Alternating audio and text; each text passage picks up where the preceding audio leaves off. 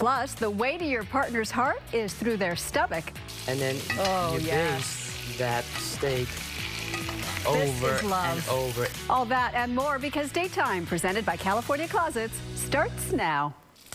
They say the way to a man's heart is through his stomach, and that also happens to be the way to mine. Here to share some recipes that'll make your love you even more is a chef that we love, Chris Valdes. He is the author of the cookbook, One with the Kitchen, and we're so happy to have you back in our kitchen, Chris. So excited to always come back. Thank you. Well, you had me at steak and butter.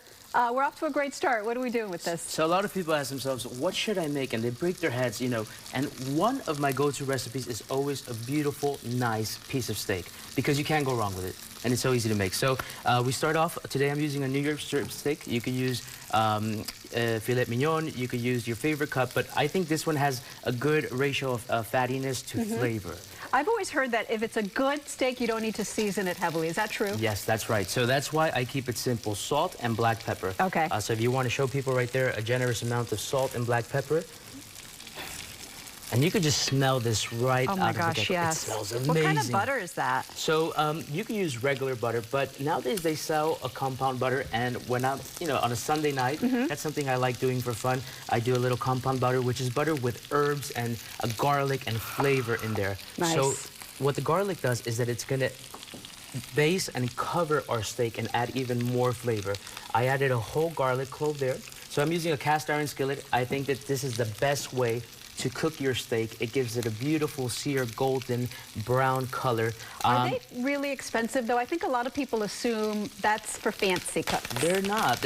And what I really love about it is that it's handy. It has multiple purposes. You could cook in the oven with it. You could keep it as decor. You could use it as a weapon. So there's many ways of using this. When you're mad at your husband. When you're mad. Oh, I don't know if that's the recipe to love, but I'm kidding.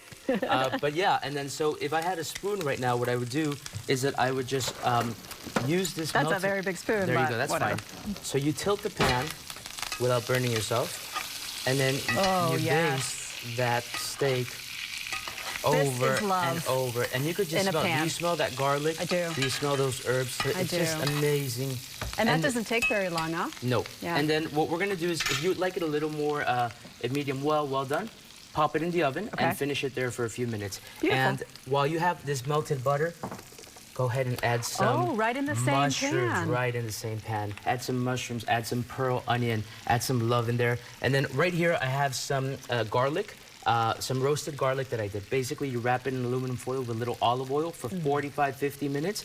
And that roasted garlic, just pour it on top. What do you do with it? Do you spread it on your steak? Do you put it on bread? You put it on anything. Yeah. And if if you want people not to mess with you, just eat a whole garlic. It's the best. That's not love either. You're telling us ways to turn people off. Just kidding. I mean, maybe that's love for some people. Yes. All right, so we've got our delicious main course here. What are we having for dessert? So look at that. Easy steak to make. Beautiful. Then, the next thing, my favorite dessert, easy to make, it's also featured on the cookbook, is a creme brulee. We're making an orange-scented creme brulee.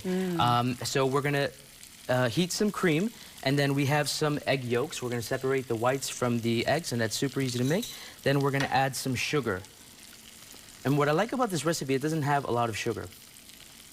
Then we're going to add some Grand Marnier, which is orange liqueur, some vanilla extract, and we are going to mix those components together. And then we're going to slowly add our cream. Once it's hot enough to touch it with the finger, it's like, oh, it's hot.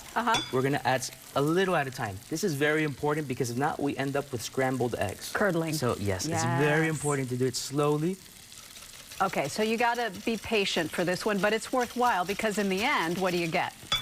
In the end, so we're going to use a bain-marie. We're going to fill it up with water. In the oven, it goes for about 45-50 minutes. Then we're going to take it out, room temperature, let it cool off, and then we're going to pop it in the fridge for overnight, and then we're ready, and look what we end up with. Look at that ramekin. That's so beautiful. So, and then we're going to add some sugar on the top. Last step. Ready? Here comes the grand finale, everyone. We have a torch. Now, this is an industrial torch. It's a scary torch, but you can use a smaller torch. and it's, as long as you read the instructions before you use it, it's not so scary. Okay, so let's see you work your magic. And my secret is just to swirl, little swirls, turn it around, and look how it starts getting bubbly and brown. Chris, that is a thing of beauty. Thank you so much. It's always a pleasure to be here. Good to have you. You can find these recipes in his cookbook, One with the Kitchen, and go to chrisvaldes.com for more.